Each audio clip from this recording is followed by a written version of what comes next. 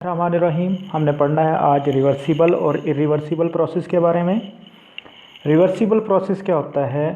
एक ऐसा अमल है जिसे रिवर्स ऑर्डर में दोहराया जा सकता है इर्द गिर्द में बग़ैर कोई तब्दीली लाए बगैर, यानी कि ऐसा अमल जिसे हम दोहरा सकें और सराउंडिंग में कोई तब्दीली भी ना हो। A process which can be retraced exactly in reverse order without producing any change in the surrounding is called reversible process।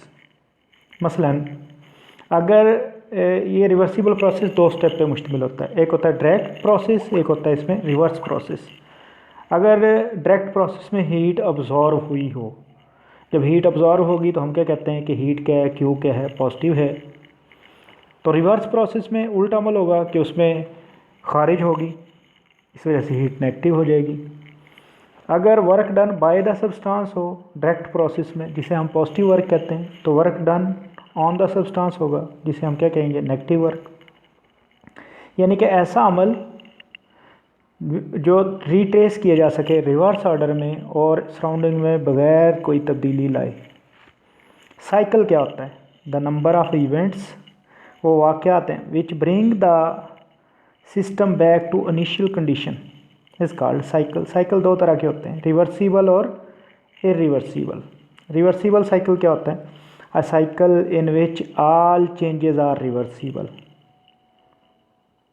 मसलन अगर हम लिक्विफिकेशन या एवेपोरेशन का अमल करें और वो स्लो प्रोसेस हो, यानी कि आहिस्ता आहिस्ता अमल हो, या slow compression of a gas हो, तो ये कौन से प्रोसेस होंगे? रिवर्सिबल हों। इरिवर्सिबल प्रोसेस क्या होगा?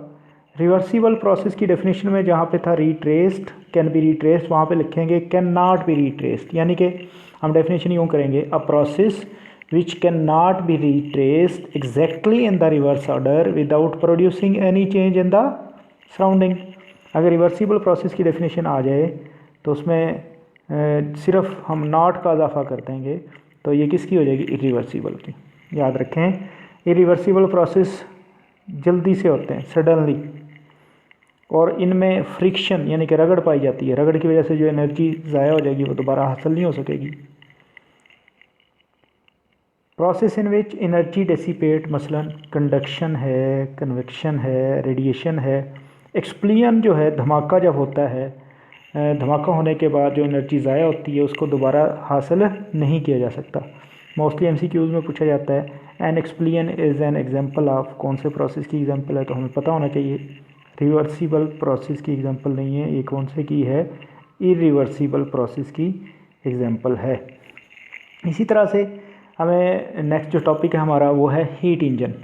हीट इंजन क्या होता है? हीट इंजन एक ऐसा डिवाइस है जो कन्वर्ट करता है हीट एनर्जी को मैकेनिकल एनर्जी में। दूसरे लफ्ज़ों में हीट इंजन हीट एनर्जी से मैकेनिकल एनर्जी बनाता है, यानी कि हीट इंजन हीट एनर्जी से वर्क करता है। A device which convert heat energy to mechanical energy. Mechanical energy किसका नाम है? वर्क का। सबसे पहले जो हीट इंजन बनाया गया था वो कौन सा था? Steam engine. ये भी मोस्टली MCQs में पूछा जाता है। अर्लीस्ट हीट इंजन वाज, तो हम बताएंगे स्टीम इंजन। एक हीट इंजन दो रिजर्वायर पर मुश्तमिल होता है, दो हिस्से होते हैं उसके। एक होता है HTR, जिसे हम क्या कहते हैं? High temperature reservoir. याद रखें, दो रिजर्वायर का हीट इंजन के लिए होना ज़रूरी है, लाजमी है। HTR हाई टेम्परेचर रिजर्वायर, इसको सोर्स भी कहते हैं। सोर्स किस वजह से कहते हैं? क्योंकि ये सप्लाई करता है हीट, इस वजह से इसको सोर्स कहा जाता है। LTR लो टेम्परेचर रिजर्वायर, इसको सिंक कहते हैं। सिंक कहते हैं खारिज होने के रास्ते को, यहाँ से हीट क्या की जाती है? रिजेक्ट की जाती है, खारिज की जाती है, इस वजह से इसको LTR कहते हैं या सिंक कहा जाता है। वर्किंग सब्सटेंस, वो कोई गैस हो सकती है जो हीट को ऑब्जॉर्व करती है, उसके कुछ हिस्से को वर्क में कन्वर्ट करती है और बकिया हिस्से को सिंक के थ्रू रिजेक्ट कर देती है। यानी कि वर्किंग सब्सटेंस क्या करता है? हीट को जज़ब करने के बाद हीट का कुछ हिस्सा किस में कन्वर्ट करता है? वर्क में, और बाकी तमाम एनर्जी को, हीट को किसकी फॉर्म में, किसकी सूरत में ज़ाया कर देता है? सिंक के ज़रिए से ज़ाया कर देता है। मसलन HTR ने हीट जज़ब की Q1, उसका कुछ हिस्सा, कितना हिस्सा बोला? Q1 माइनस Q2, वो वर्क में कन्वर्ट हुआ और बाकी Q2 कहाँ पे चला गया? LTR को।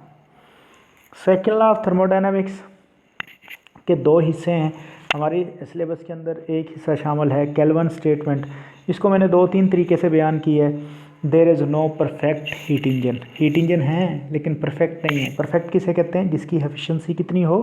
100%। यानी कि कोई भी ऐसा हीट इंजन नहीं है जिसकी एफिशिएंसी 100% हो। 100% एफिशिएंसी से क्या मुराद थी कि जितनी वो हीट ले सारी की सारी को किस में कन्वर्ट करे? वर्क में। तब उसकी एफिशिएंसी कितनी होनी थी? 100%। लेकिन हीट इंजन करते क्या हैं कि हीट जो लेते हैं उसका कुछ हिस्सा तो वर्क में कन्वर्ट करते हैं और ज़्यादातर एनर्जी ज़ाया कर देते हैं। तो यही बात हम तीसरी डेफिनेशन में जो कर रहे हैं, जो बुक के अंदर लिखी हुई बहुत ज़्यादा इम्पोर्टेंट, यही आपने तैयार भी करनी है। It is not possible to devise a process. ऐसा मुमकिन नहीं है कि हम ऐसा प्रोसेस बना लें विच में कन्वर्ट हीट, जो कन्वर्ट कर सकता हो हीट को entirely into useful work without leaving any change in the working substance.